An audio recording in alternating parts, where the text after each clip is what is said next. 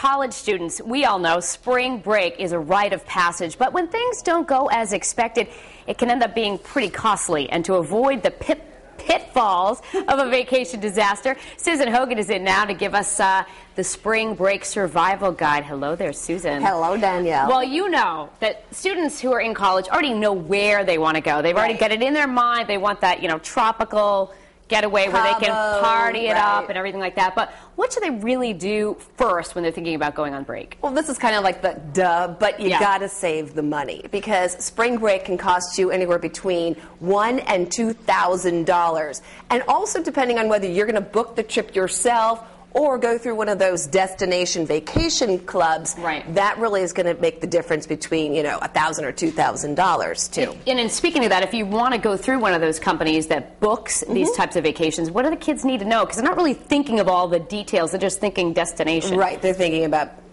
we don't need to say it. Yeah, that's right. Been there, done that.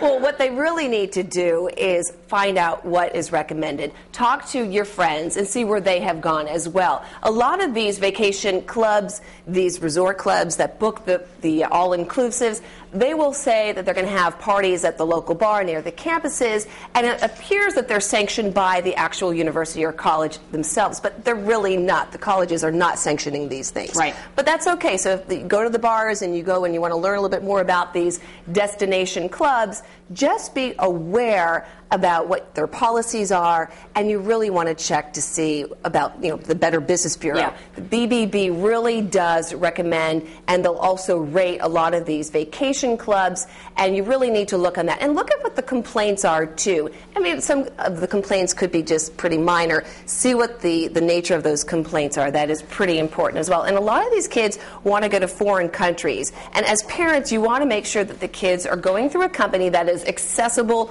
24/7, Danielle, because in case there's a problem and you cannot get a hold of your kids because there's no cell phone service, you want to make sure you can get a hold of the company owner or representative in case there is some sort of an issue. That's really important to remember, because a lot of these students who are going on spring break, some of them are just 17, 18 years old. They're not, 21, 22. So, how can their parents check on the tour company besides just with the Better Business Bureau? A lot of the tour companies will also talk about the alcohol issue. Yep. That's a big thing. If they're really kind of pushing the drink tickets, the beads, and all that, as a parent, you might want to step back and really take a look at that company and decide whether that's really right for you and your child. Because don't forget, the drinking age in a lot of these countries are different. They're 18, so it's different than up here.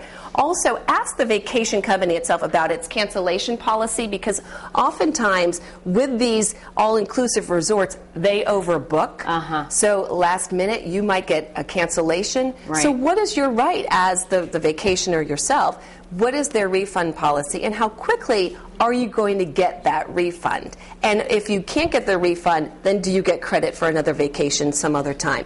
These are the things you really need to know. Go on their websites, look, and ask questions. Find out what has worked for your friends and at the colleges themselves, too. Important to remember that college only happens once. You probably only do 1 or 2 of these spring breaks, so really plan ahead, to make sure it's a good one. Plan ahead, and also check with the CDC's website, too, because obviously with all the things that are out there right now, talk about vaccinations, too. You really need to be prepared before you go, because you don't want to get sick. As always, great advice, Susan. Thanks for joining us. And Susan's actually going to have more spring break survival tips tonight on Eyewitness News at 5:30. Ben?